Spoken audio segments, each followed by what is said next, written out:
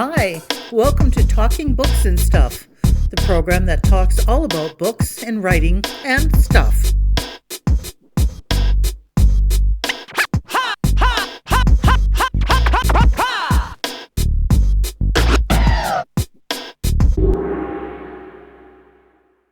Here's your host, Dennis Rimmer.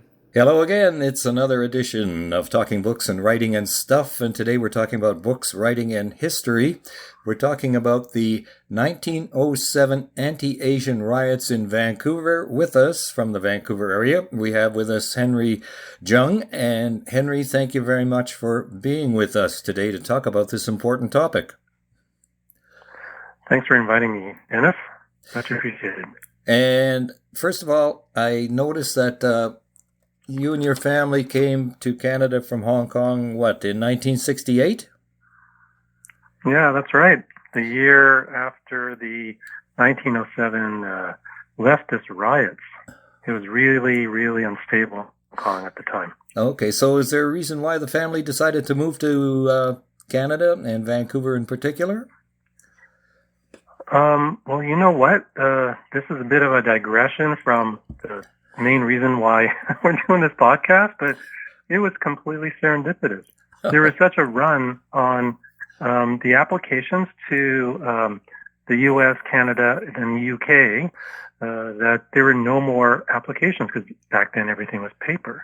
So because of all the bombs going off everywhere, a lot of people wanted to leave, and so my dad had a friend. He applied to the Canadian embassy for immigration, and he took 2 copies. So because he had an extra spare, he gave it to my dad, and that's how we ended up in Canada. Well, I've heard different stories like that. We had a previous guest who basically they were going to go to either from Hungary, New York, or Toronto, and the one brother had a bakery in Toronto, so they went there because they could have got a job right away. So that's just the way it goes. Yeah. So you grew up in Vancouver, and now I understand you are associated with the Emily Carr School of Art. And how did you get in? Emily Carr, University of Art and Design. It's a university now. That's good. I knew a couple people who went there, so that's great. And, of course, I have a great respect for Emily Carr as well. So what led you to, let's jump right in here, what led you to putting together this great book? It's called White Riot, the 1907 Anti-Asian Riots in Vancouver. I understand you put together some kind of historical walk before that, but let's go back to the beginning. What spurred your interest in this whole topic? Well, the book itself is an expansion and extension of a 360 video walking tour that anybody who has a mobile device and internet access can take self-guided through downtown East Side in Vancouver, starting in Gastown, and then going through Chinatown and the Powell Street area where the Japanese Canadians live, and retrace the steps of basically the demonstration and the parade organized by the Asiatic Exclusion League in Vancouver to try to restrict Asians from coming to Canada, and then the riot that broke out, and that lasted for 2 days. So this is actually an art project. And anyone can access it through 360 Riot Walk CA. And the website, I commissioned a few writings, and then I started thinking, it would be great if there was a book where I could commission more writings, give a more of a contextualization and have some sort of like contemporary references and, give us more of a reflection. And also I was really worried about something that's on the web. Every time Apple comes out with a new operating system, well, everyone has to scramble, right? Because they make some changes, and I had problems where the website wasn't functioning properly. With Android, it's been fine. Yep. But so I was thinking, oh my goodness, how long is this going to last, right? Up on the internet, because technology keeps on changing. Mm-hmm. And I love books, and it'd be nice to have this kind of physical and visual and textual document of the art project. Our project came out of another art project that was also commemorating and reflecting on the same riots in 1907. It's called Riot Food Here. And it was a pop-up series of food offerings on the street asking the question, what would you have eaten in 1907 if you're an angry white man just before you go out to attack the Asians in Vancouver? What would you have eaten as a Chinese person or Japanese person before the angry white man came to attack you in your home? Or South Asians, because South Asians were living in that area as well, because they weren't allowed to live outside, right? It was very, very racially segregated, Vancouver. And what would you have eaten as you watched the angry white man attack the Asians on your land from an indigenous perspective? So food from those 5 different perspectives were prepared by the chef I collaborated with, Chris Barnholden. And we set up over 4 weekends, we set up these pop-up tables and chairs along the route of the parade, demonstration, and riots, and just invited people on the street to come and sit down, share some food, and ask them what they knew about this place where they were living. And what kind of results or reaction did you get from that? It was really interesting. Different parts of town had very different people who came by and came and sat down. I would say the most informed people were in the poorest sections of Vancouver and the downtown east side, Main and Hastings, and then Oppenheimer Park. Folks there were very, very open about talking about racism. It was interesting that people from different ethnic backgrounds, they would claim that their people were the most racist, maybe because they had direct experience. And it was really, really, I learned so much. It was fantastic. One of the situations, one of the places, there were a lot of tourists, so they sat down. They didn't have much to offer, so I had to do a lot of talking. But everyone had good food, and we did about 4 turns over 2 hours, basically every turn. Is that the right restaurant term when you turn the table over to new guests? But anyways, like that. Each Yep. session lasted for about 30 minutes or so, and there's fresh roast beef with Yorkshire pudding and horseradish for the English perspective, and then there was congee with pork and corn being very North American and South American. For the Japanese, there was mochi, which is a dessert stuffed with red bean paste, and there was candied smoked salmon with spruce tips, and then there was chapati and dal. So it was quite a little feast up there.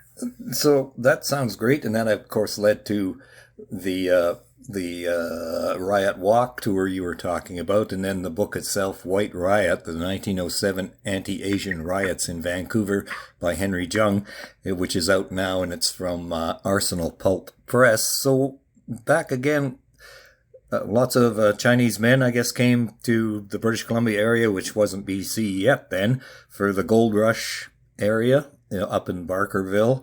Then what happened after that? What made people still want to come to the Vancouver area after the gold ran out? Well, after the gold ran out, you did have Chinese folks, men, almost all were men. Almost all were men in this area anyways for resource extraction. They stuck around, some of them, and tried to make a living, ended up doing some farming and whatever else.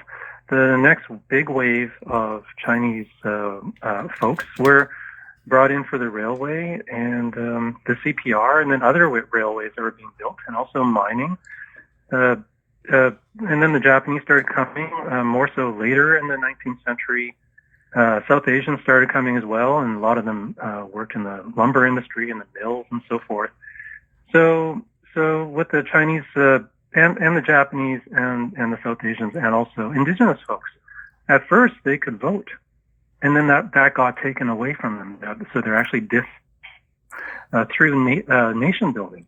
When Canada the Confederation was starting to be built up, that's when basically it was an attempt to build a white country. So they were trying to make sure white people had rights, and then everyone else didn't. So, yes. The Indian Act came about, right, as part of that. And, So and then they introduced the head tax for the Chinese specifically. They couldn't actually do that for the Japanese because they were kind of like supported by Japan, and there's a rising power.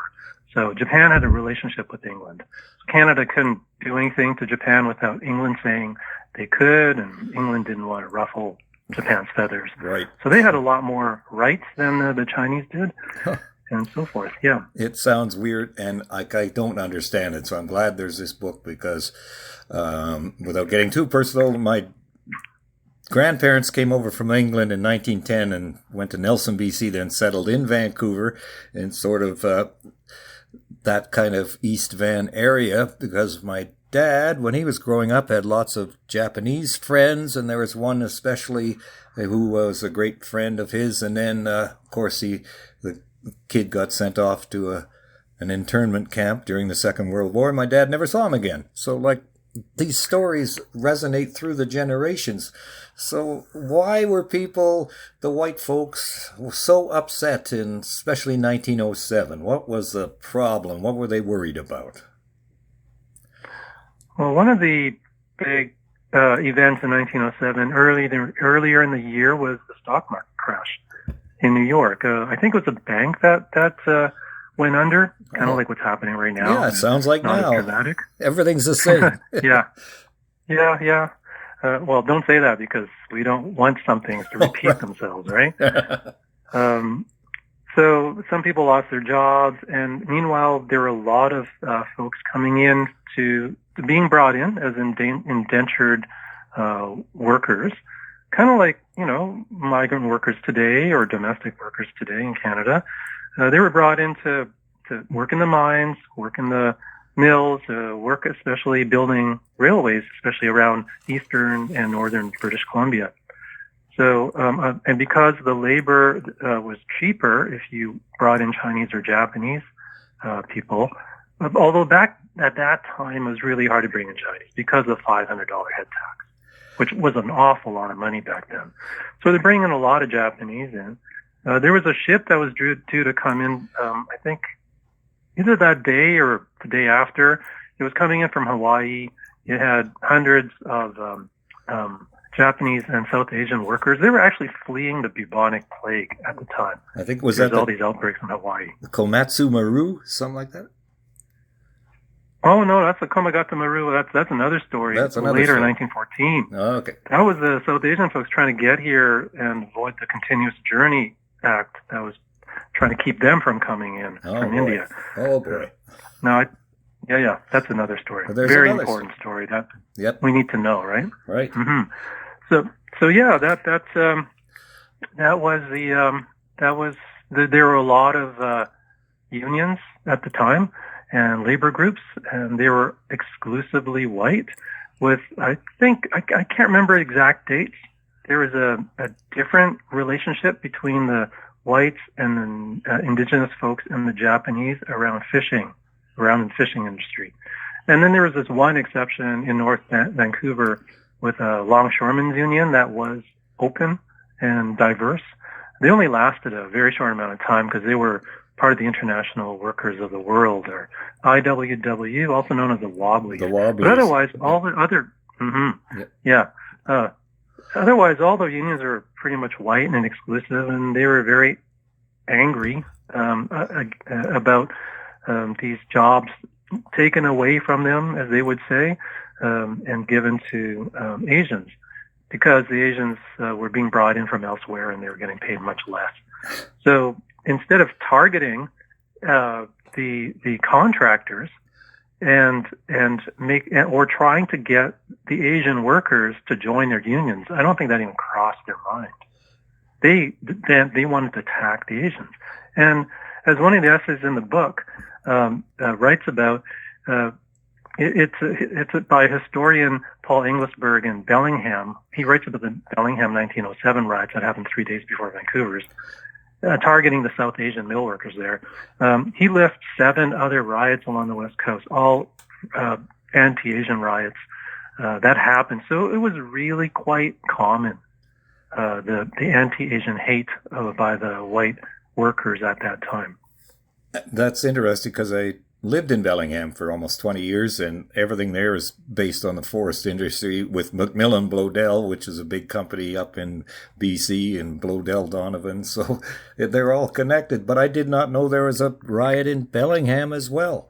So that kind of, you're saying it kind of spread up the coast? Well, like anti-Chinese massacres had been occurring for decades. There was a huge one in San Francisco, I think in the 1860s. I think something like 300 Chinese were killed. I can't remember. I have to look up the stats. Right. Too many details in my little brain I can't hold on to anymore. But yeah, it was so.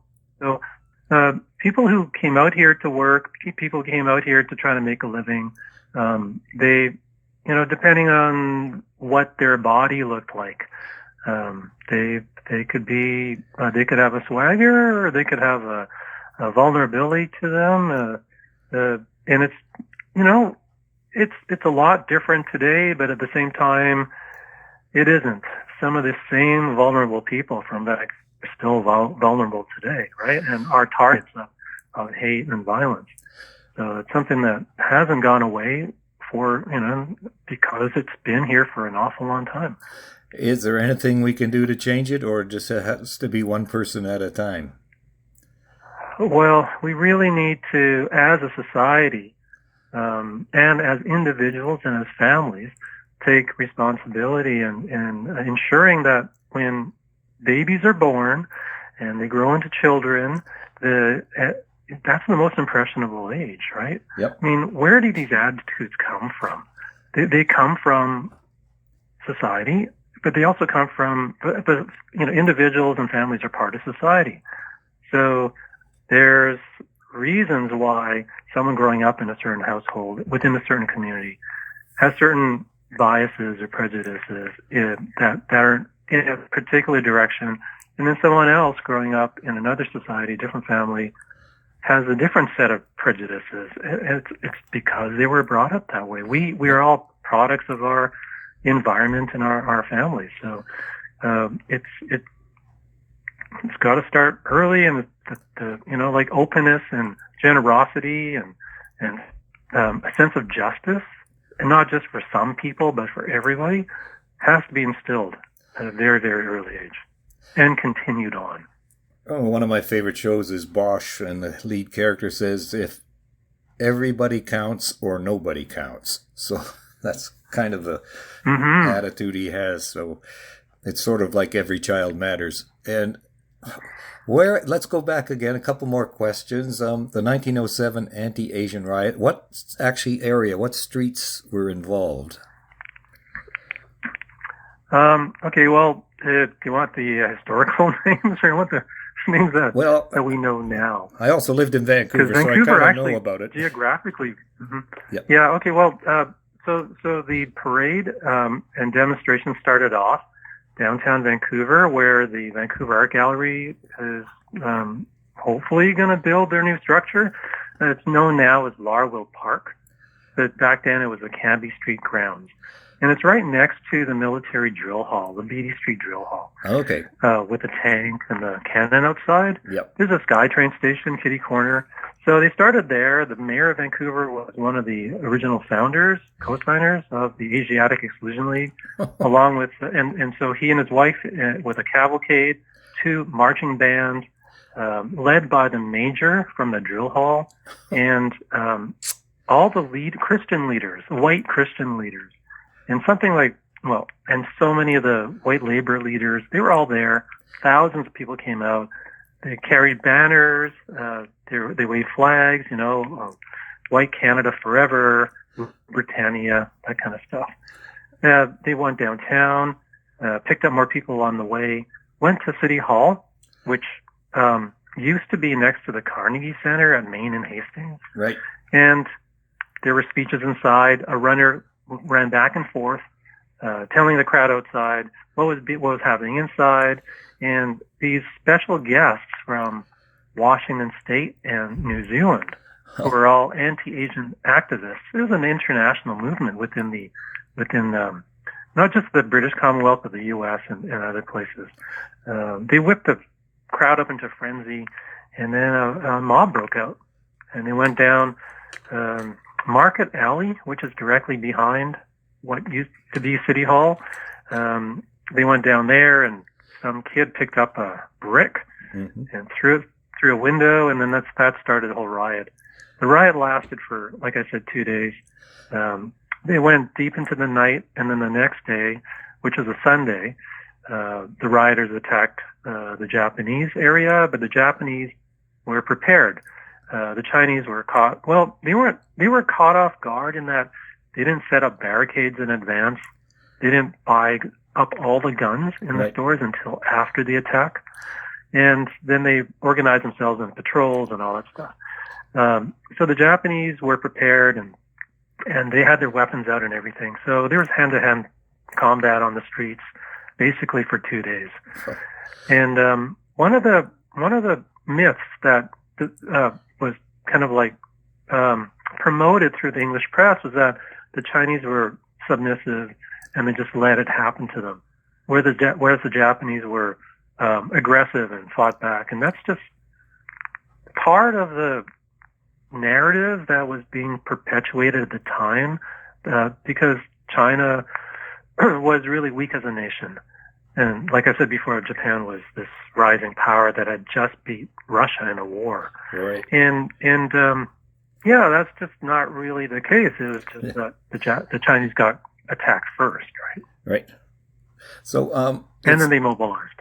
It's interesting in a strange sort of way to my sense of humor that the next day, like you said, there's a headline in the book about the Japanese people bought up all the guns because they were prepared. So I thought, and then the police or whomever shut down or gave an order that they couldn't sell any guns to Asians. So I thought that was kind of interesting in a strange sort of way that the firepower was actually on the Japanese side. So that's, and again, no, actually the guns were bought up by the Chinese. The Chinese, okay.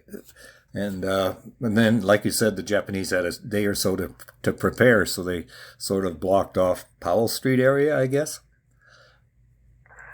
Yeah.